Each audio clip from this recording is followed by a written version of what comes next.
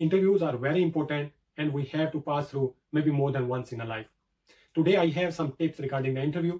I am Muhammad Wakil Shehzad and you are watching Learning with Wakil. So let's have a few tips regarding the interview.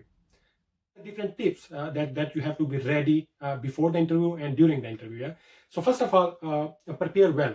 Prepare your summary of yourself. So it means that you must have a CV ready in your hand, and the most importantly, you must take at least 4 to 5 printout with you when you go for interview, and you can actually give to the interviewing team, and it will be a very positive impact, and they will be impressed on this section. Yeah. And you must know what you wrote in your CV. This is very important because sometimes people, they just copy and paste and they don't know what is exactly the different skills mentioned in the CV. And if any interviewer pick that point, that will be very like a negative impact. So this is very important. You must be very well prepared about yourself. And the second important tip is you must research about the position. So it means whatever position you are applying for, you must know what is the exact criteria and what are the exact duties for the job requirement. Yeah. And then you have to prepare or you mold your CV and your cover letter according to the job requirement. So keep in mind that there is no general format of the CV and there is no general format for the cover letter. It's based on the job requirement, and it's based on the duties those are mentioned in the position advertisement. So you have to prepare specific CV and specific cover letter for the specific position. This is very important. And then thirdly, you have to research about the company. So this is also very important because you are going for interview. So you must know about company very well. So you have to search what are their main products, what like a very prominent job they perform, and who is the CEO, and what is like annual revenue of the company. And because this can be one of the questions during the interview, that what you know about the company. So you must be prepared for that, so that you can explain about company, and it will show that you had your background work, and it will be a very positive impact during your interview. And then of course you are ready, everything is ready. Then make sure you arrive 15 minutes before for the interview. So this is very important because you need some time to relax over there so that you don't feel nervous. And that's why you try to arrive at the reception at least 15 minutes before of your interview. So you have some time to relax over there, or maybe you can have some like a cup of coffee or maybe water. Yeah. And then another very important is the first impression is very important, because once you enter into the interview room, so 7 to 9 seconds are very important. So normally in the reports it's mentioned that during this time, the most of the interviewing team, they decide whether they're going to like you or they don't going to like you. So this is very important. So you must be prepared for this, your first impression. So what you have to do, you have to take care of the 4 points. The first one is you must have a good handshake. So it means you must show your energy. It's not like very lousy handshake. Yeah. And then you must have a good eye contact. So means you must look at all the team, the interviewing team. So you must have a very good eye contact when you enter into the room. So you don't look at the floor or you don't look at the roof. Okay. So you look at the team. So they feel that you have very good eye contact. And then you must be confident, positive, and of course must be kind. So you don't need to show like something arrogance like this. Yeah. So you must be very kind as well. And then of course you must be good dressing. So it doesn't mean that must be new dressing. So must be you must have a good dressing sense according to the interview. Yeah. So you don't want to look funny. Yes. So these 4 points are very important. That is for the first impression, and that make your 60 to 70% of your interview. Yeah.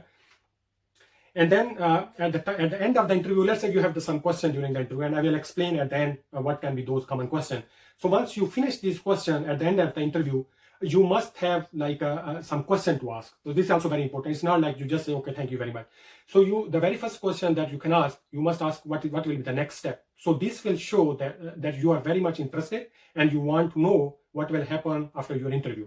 Okay, so this is also another positive impact of your interview. Yeah. So you must ask at the end of the interview what will be the next step. And then you must have a closing statement. This is also very important because it's not like you just ask what will be the next step and then just leave the room. You must have a closing statement. So in this closing statement, again, you have to highlight that why you are interested in the position and how you can fulfill the job requirement. So this is very important. You have to just briefly explain in 1 sentence your closing statement. Okay, so this is very important and it will give very good impression to the interviewer. And then let's say you already left, your interview done, and everything is finished. But it's not like do you forget about everything and wait for their reply. No, you have to come back and send a thanks email. This is also this is very important, and you have to do this one within 24-hour time period, because this is one of very important thing that normally interviewer they want to see. So once you send the thanks email within 24 hours, again in one sentence you have to highlight your qualification, your skills, and your best match with the job requirement. So this will again endorse that you are perfect candidate for the job. So this is very important. You have to write the thanks email, and then you have to tell in very brief about your skills. Yeah. And these were just a simple tips to prepare during and within interview, that how you can perform well. Now let's see what are the common mistakes that normally people they do during the interview. So there can be two types of the mistakes. The one can be non-verbal, so it means it's not due to the speaking, it can be your action, yeah. And the other can be verbal mistakes. So let's see what are those non-verbal mistakes. So study shows that over 67% the people they fail in interview because of the no good eye contact. So you can see that how much important it is. You must have very good eye contact so you don't feel nervous. Okay. So you can see it's very high percentage people they fail because of this, that they don't have very good eye contact. Yeah. And then the 38%, more than 38%, they fail because they don't have smile on their face. Yeah. So you don't need to be very like a serious. You must be friendly and must be a smiley face, so that the interviewer will also feel comfortable going along with you. Yeah. And over 47% they fail because they don't know about company. So they go over there for interview, but they don't have proper research about the company. And when they ask the question, they cannot properly reply. So of course they cannot succeed in the interview. And then there are some other like non-verbal mistakes, like a non-professional sitting posture. So they don't sit properly in front of the interviewing team. And then the weak handshake. This is also very important. This shows that you don't have the energy. You are not very much motivated. Yeah. And then your hand posture and your body posture. And then sometimes the people they just play with the hair and they touch with the face and all these things. So these all are the non-verbal mistakes that normally people do during the interview. And of course, the most of the people they fail because of these non-verbal mistakes. So you have to be careful about these non-verbal mistakes. And then there are some verbal mistakes that normally you can do during when you speak. Yeah. So what are those mistakes? So let's say the very first and very common is over explanation. So you make sure that whatever they ask you, just answer to the point. But this is also very important that you prepare some stories to continue the discussion, so that it's not like they ask some question, you answer and then just keep quiet. No, you have to continue the discussion, but it must be in positive way and toward the job requirement. It's not over explanation to some other things. Yeah. And then the low energy level is another mistake, that you answer but they don't feel it that you have energy. So you must be answering all the questions very confidently and very energetic way. Yeah. So this is very important. And then another very common mistake is telling wrong stories. Of course, the interviewer, they are not child. Maybe how many candidates they see every year, yeah, for the interview. So you don't need to tell the wrong story. You don't need to lie over there. Yeah. So you must be very truthful and tell whatever you know and tell the right thing about yourself. So this is very important. Yes. And then another common mistake is that the people they fail to match with the job requirement. So this normally happens when they don't know exactly the job requirement. They don't have the proper research about it, and after that, when they go for interview, they don't show the proper skills that they are best candidate for that job requirement. Yeah, and lastly, they don't show that they are capable to do the jobs.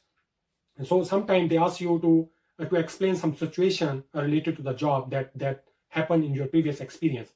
So if you don't have such kind of the stories that can match with your job, with your current job requirement, then they feel that you're not capable to perform the job. So these can be a verbal mistake that you have to take care when you go for interview. You don't repeat these mistakes. Yeah.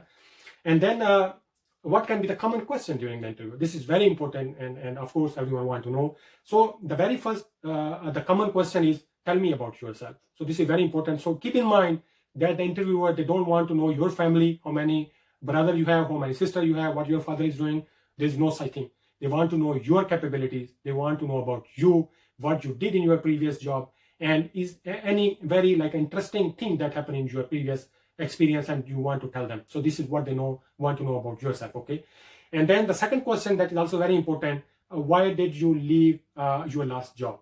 Yeah. So this is also very important.